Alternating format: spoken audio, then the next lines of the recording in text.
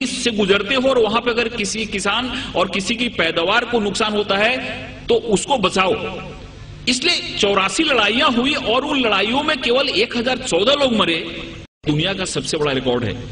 اور جب پروفیٹ محمد جب مکہ میں آئے اپنے پورے سینکوں کے ساتھ، تو جس مکہ والوں نے ان کو اپمانت کیا تھا، جس مکہ والوں نے ان کو پتھر سے مارا تھا، جس مکہ والوں نے ان کی جان لینے کی کوشش کی تھی اور ان کی تکلیف کے چلتے ان کو ہجرت کرنی پڑی تھی، اس مکہ والوں کو انہوں نے پیار سے جیتا. اور وہ مکہ کی جو فتح تھی ایسی فتح تھی جس میں خون کا ایک قطرہ بھی نہیں بنا.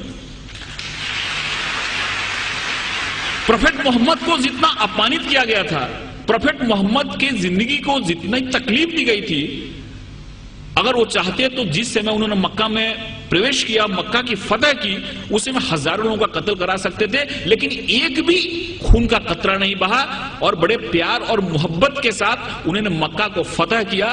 اس سے یہ بات سامنے آتی ہے کہ شانتی اور امن اسلام کا مقصد ہے.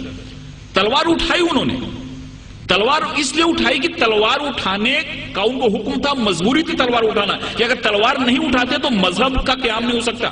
اور ہر ایک جگہ گیتا میں بھگوان شری کرشن نے ارجن کو کہا کہ تم لڑائی کرو، اگر تم لڑائی نہیں کرو گے تو دھرم کی استھاپنا نہیں ہو پائے گی. ارجن وہاں سے بھاگ رہا تھا.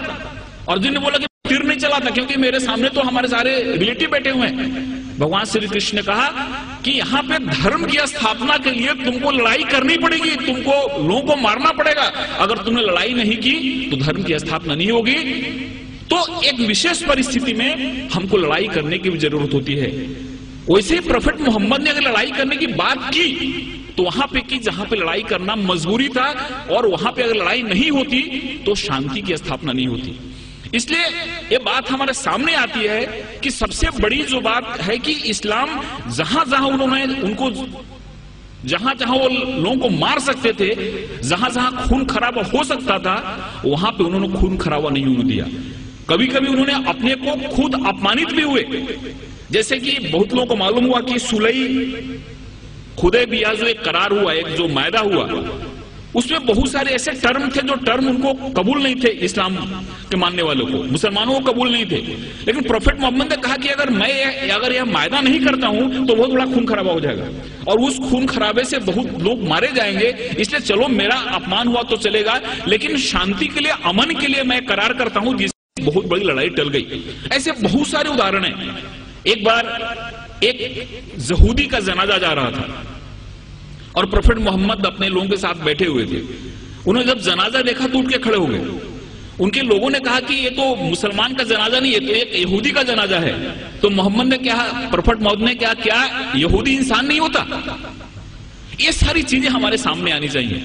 اس بوڑھی عورت کی کہانی معلوم ہے کہ اس کو ایسا لگتا تھا کہ یہاں پہ اسلام بڑھ رہا ہے. ایک محمد نام کا ایسا شخصیت ہے جو سب کو اسلام میں لے جا رہا ہے، اس لیے وہ گاؤں چھوڑ کے جا رہی تھی.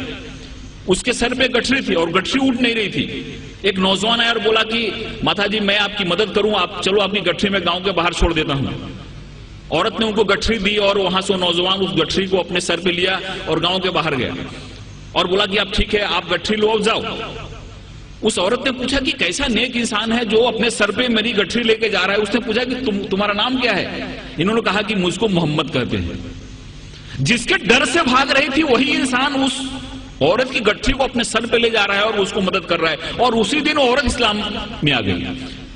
جو عورت پروفیٹ محمد کے سر پہ ہمیشہ کچرا پھینکا کرتی تھی نماز کے جاتے سمے، روز کچرا پھینکتی تھی ان کے سر پہ.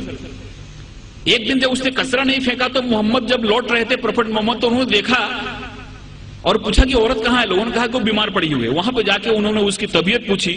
اس عورت کو لگا کہ جس انسان کو میں نے اتنی تکلیف دی، جس کو اتنا میں نے اپمانت کیا، جس کے سر پہ میں نے کچرا پھینکا، وہ کیسا انسان ہے کہ میری طبیعت بگڑنے پہ میرا حل پوچھنے آ رہا ہے. اور وہاں پہ اسلام اس نے قبول کر لیا. ایک چیز لوگوں کے سامنے آنا چاہیے، یہ جو تحمل ہے، یہ جو ہماری سہیشونتا ہے، یہ جو ہمارا ایک انسانیت کے پرتی پریم ہے، یہ حدیث میں اور پروفیٹ محمد کی جو سنت ہے، یہ جب ہمارے لوگوں کے سامنے آتی ہے تو ہم کو سمجھ میں آتا ہے. ایک ہمارے بہت نزدیک کے متر ہیں جے پور کے، ان کو کئی بار میں نے مشاعرے کے لیے بلایا. انہوں نے دو چیزیں مجھ کو بتائی. یہ دونوں چیزیں مجھ کو کہیں ریفرنس ملا نہیں ہے، لیکن انہوں نے بتائی. انہوں نے پہلا ایسا بات